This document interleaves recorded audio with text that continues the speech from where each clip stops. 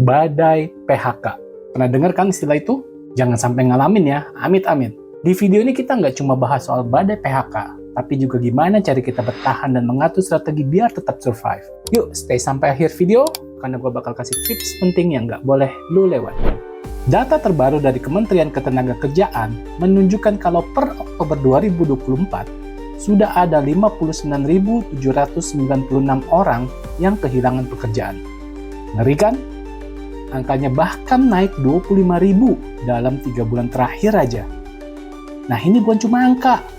Setiap angka ini mewakili cerita seseorang. Dan dampaknya, BPJS Ketenagakerjaan kewalahan. Klaim jaminan kehilangan pekerjaan atau JKP naik 14% dibanding tahun lalu. Totalnya, 289,96 miliar rupiah. Angka yang nggak main-main. Lu tahu nggak, PHK itu sebenarnya indikator dari lemahnya ekonomi. Ini seperti efek domino. Ketika bisnis lesu, pekerja jadi korbannya. Oni Marbun, Deputi Komunikasi BPJS Ketenagakerjaan, bilang kalau ini indikator lagging. Artinya ekonomi udah lama duluan, baru deh PHK menyusul kemudian. Tapi ada yang menarik sih. BPJS tetap berusaha keras membayar klaim, bahkan dengan situasi ekonomi yang volatile. Dan juga ya, mereka punya strategi buat mengelola dana dengan hati-hati. Kalau lo punya pengalaman soal JKP, share di kolom komentar ya, biar kita bisa diskusi sama-sama. Di sisi lain, pemerintah juga nggak tinggal diem. Menteri Airlangga bilang kalau mereka lagi siapkan insentif buat sektor padat karya. Ide ini buat mencegah PHK lebih besar lagi. Tapi masalahnya, ini cukup nggak sih buat tahan badai ekonomi global? Industrinya masih hidup kok katanya. Tekstil dan sepatu misalnya, masih dianggap kebutuhan, bahkan lifestyle. Gimana menurut lo? Setuju nggak kalau ini jadi alasan optimis? Buat siapa aja yang kena PHK, manfaatkan JKP mencakup uang tunai, info pasar kerja, sama pelatihan. Sementara JHT itu lebih ke tabungan jangka panjang dari iuran yang udah lo bayar.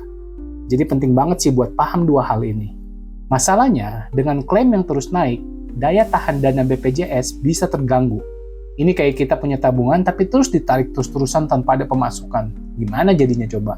Kalau gue boleh kasih saran sih ya, ini ada beberapa langkah yang bisa lo coba lakukan untuk sebisa mungkin mengantisipasi ketika misalnya terjadi badai PHK di mana-mana lagi. Pertama, diversifikasi sumber pendapatan lo. Coba deh mulai usaha kecil-kecilan, sampingan yang tidak mengganggu pekerjaan utama lo. Kedua, upgrade skill lo. Karena pelatihan itu investasi buat masa depan. Sekalinya lu lagi ada pekerjaan yang nyaman, lu dapat gaji bulanan, tetapi nggak ada salahnya lu selalu upgrade skill lo di luar kemampuan yang lu sudah miliki saat ini. Dan terakhir, yang ketiga, tetap punya dana darurat buat situasi kayak gini. Selalu sebisa mungkin lo investasikan entah itu ke reksadana, entah itu ke saham, apapun itu jangan dibiarkan ditaruh di tabungan begitu aja dengan bunga yang sangat kecil. Atau lo ada ide lain? Kasih tahu gue dong di kolom komentar, siapa tahu bermanfaat buat yang lain. Ingat ya, badai PHK ini nggak bakal selamanya ada kok. Yang penting, kita siapin strategi keuangan yang baik. Karena di balik setiap krisis pasti ada peluang. Nah, kalau lo setuju sama gue, kasih like, share ke teman-teman lo yang mungkin lagi butuh dan jangan lupa subscribe supaya nggak ketinggalan insight lainnya. Mengelola keuangan adalah kunci bertahan di tengah badai ekonomi. Good luck for everyone and see you on the next video.